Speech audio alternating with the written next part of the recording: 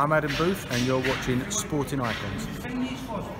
Right, so Amir Khan had his post-fight press conference backstage and he was ultimately asked the question, of course, what is next? And we'll get into that in a second, but if you haven't seen the post-fight review of the entire fight, go check out my previous video there.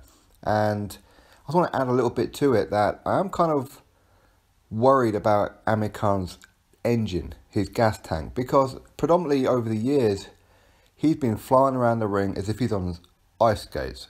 You know, he's just gliding around the ring. His footwork is absolutely superb. And I didn't mention it in the previous video, but in this one, I'm a little bit nervous for him, to be honest. If he's going to take a super fight next, if he doesn't improve dramatically, then I can see him getting done. To be honest with you, I really can. Now, he did get dropped in that fight as well. He did get up, like, real quick. And, of course, he did drop Vargas on 2 occasions as well. And was just outboxing him, schooling him, putting on a bit of a masterclass performance at times. But he's making the same mistakes as what's got him in trouble before against Danny Garcia and Canelo, ultimately, of course, and others. So, I am worrying that he's not actually learning from his mistakes. And, again, I don't want to say Joe Cousins isn't right for him because this is only his second fight and his first full training camp with Joe Cousins. And towards the end of this fight, he was on rubbery legs. He got tired, he gasped. But ultimately, of course, I do know, of course, that he's been out of the ring for 2.5 years. He suffered a devastating knockout loss to Canelo Alvarez. And he took a hell of a long time off to recuperate. He had family problems and all this kind of thing. So he's done well to get back in the ring. He takes on Phil Greco. It's supposed to go a few rounds, but he takes out Phil Greco in the first, 40 seconds or whatever it was of the first round. So up to this point, technically, I suppose you can't really count Phil Greco, but you know, ultimately you can because he did have to do a training camp for this. And as Amir Khan quite rightly pointed out in this press conference as well, which of course you can go watch on, I watched it on Behind the Gloves. And he did say that this is the first time that Samuel Vargas has actually done a 10-week camp. Usually when he's fought previous opponents, like big-name opponents before, he's only had like a week or two's notice for these fights. But on this one, he had a full training camp and he was stronger than ever. But that aside, Amir Khan did well. He got the victory. He got to the end. Some say he may have been lucky to get to the end, but ultimately he got there and he won. It's a 12-round fight. So, anyway, the subject at hand is, he is, of course, asked, what is next? And obviously the people, the journalists, they're asking him, Kell Brook or Manny Pacquiao, which one do you want? And he keeps on mentioning about the fact that Manny Pacquiao, Kell Brook he didn't really talk about. But he kept saying about Manny Pacquiao, he's a legend. He's been inspiring with him. He's trained with him, obviously under Freddie Roach.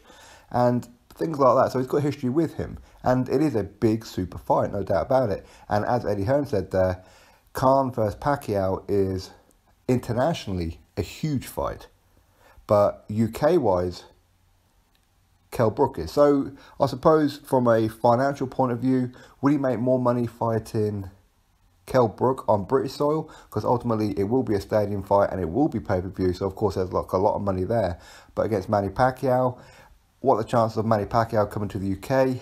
I'd love that to happen, but maybe unlikely. And he may want to stay in maybe the Philippines or Malaysia or wherever it may be. Because Manny Pacquiao, when he took on Lucas Matisse to win the WBA world title, he fought in Malaysia.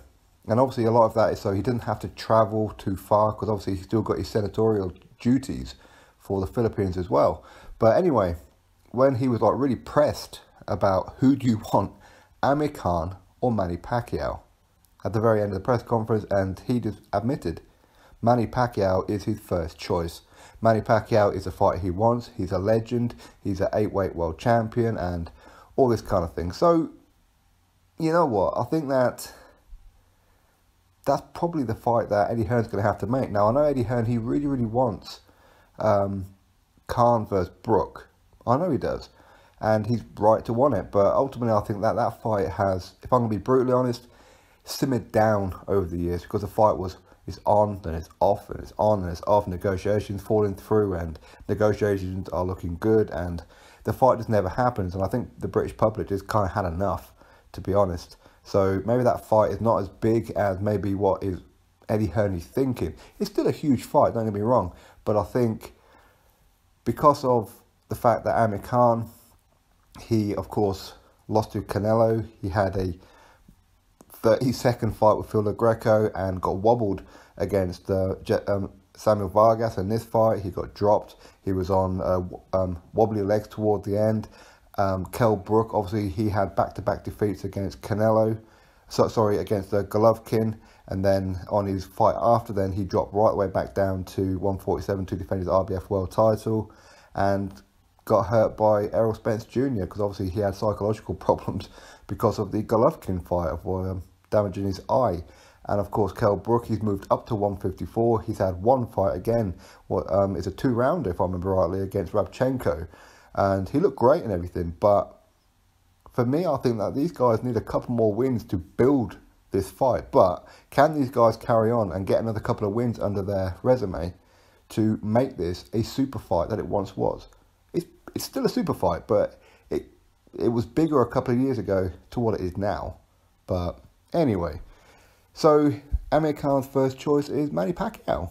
And that's what he said. If you give me the choice, Manny Pacquiao is what I want. So it looks like Eddie Hearn is going to have to either give Amir Khan what he wants, maybe pay Manny Pacquiao the money, or ultimately the fight's going to have to be abroad. And I know Eddie Hearn has no issue with going abroad. Amir Khan has no issue with going abroad. I'm sure Manny Pacquiao would like to make the fight because Manny Pacquiao is trying to make as much money as he can, of course, and so is Amir Khan.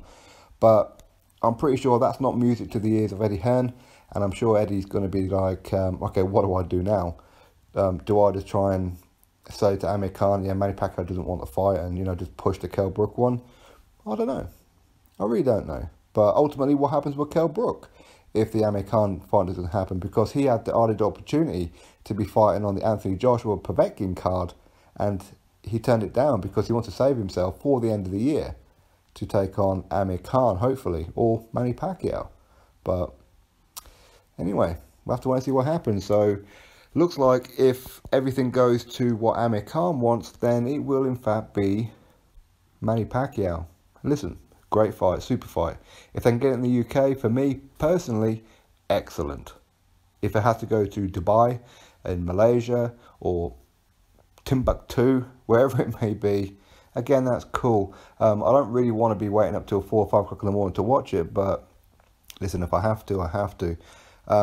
Kell Brook and Amir Khan, if either of these guys are thinking about retiring, which I kind of get the impression that both of them kind of do, and then they don't, and then they do, and then they don't, then these guys just need to maybe just do the damn fight. Just get it over with. But ultimately, Manny Pacquiao, of course, internationally a superstar. But I don't know. I mean, you know what? Being a 8-time world champion for Manny Pacquiao, that is one hell of a scalp on the resume of Amir Khan. And maybe this is the best time to get Manny Pacquiao. Who knows?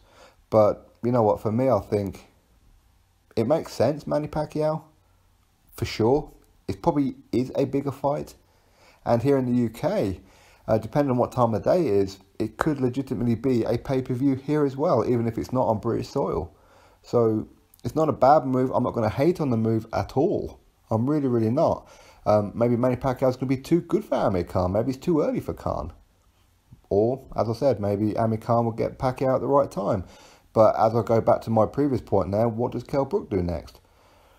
For me, he needs to get cracking and make an assault on that 154-pound division. If he's really a 154-pound fighter, then make a real assault on it. There could potentially be a fight between him and Jarrett Hurd. Jarrett Hurd has said that he'd like Kell Brook, but he sees Kell Brook as a tune-up in order to fight Jamel Charlo, ultimately for another unification for him, because obviously Jarrett Hurd is a unified champion with 2 belts right now at 154 pounds, and a good opportunity for Kell Brook to become a 2-weight world champion. But again, how much does Kell Brook have left? How much heart does he have left? He's got all the talent in the world, but how much heart does he have left? But anyway, we'll have to wait and see. So Amir Khan, given the choice, Manny Pacquiao is in fact his choice. So go check out Behind the Gloves, and I'm sure RFL will probably upload it as well. But anyway, go give it a watch, come back here, drop your thoughts below, click that thumbs up and subscribe. Catch you all on the next video.